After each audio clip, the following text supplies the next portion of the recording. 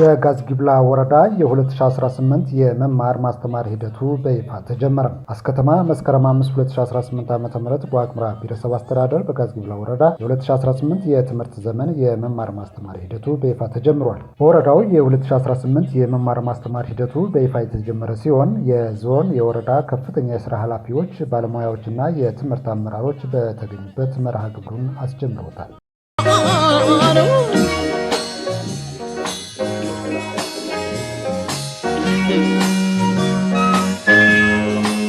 እያለ ሲመክረኝ እየተማረረ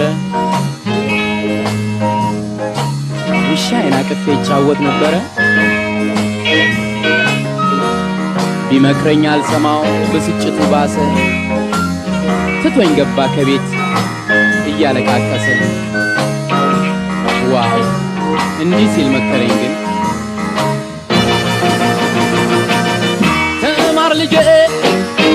ተማር ልጄ ወገን ዘመድ የለኝ አትደለኝም ከእጄ ስማኝ ልጄ።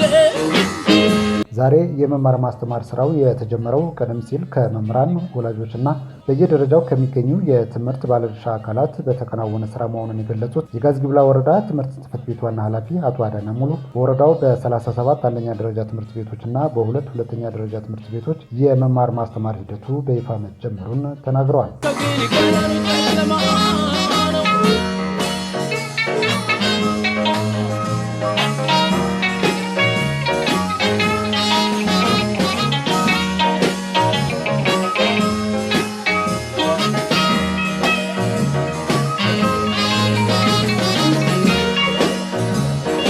በመርሃ ግብሩ ተገኝተው የመማር ማስተማር ሂደቱን ያስጀመሩት የጋዝጊብላ ወረዳ ተቀዳሚ ዋና አስተዳዳሪ አቶ አበባው ደሳለኝ እንዲሁም የዋግኽምራ ግብርና መምሪያ ምክትል ኃላፊ አቶ ሞገስ ኃይሌ ባስተላለፉት መልእክት ከዛሬ መስከረም 5 2018 ዓ.ም ጀምሮ መደበኛ የመማር ማስተማር ስራው እንደሚከናወን ገልጸው መምህራንም በትምህርት ዓመቱ እቅድ መሰረት የትምህርት ስራውን እንዲያከናውኑ አደራ ብለዋል።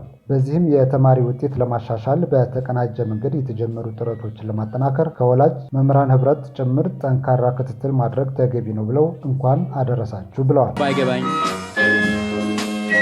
አባቴን ባውጥቶ አልቅሰው መከረኝ፣ እንዲህ ሲል መከረኝ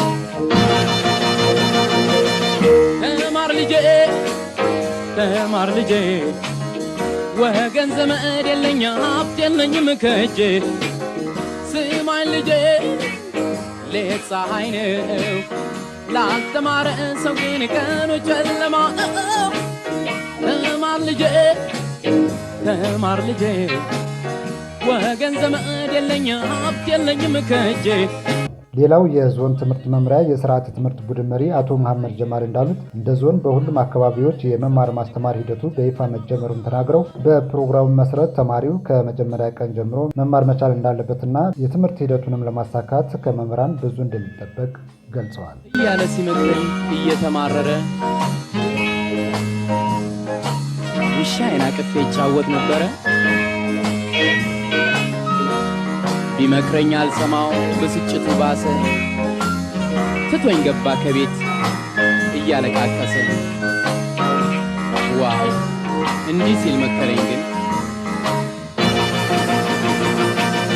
ተማር ልጄ ወገን ዘመድ የለኝ ሀብት የለኝም ከእጄ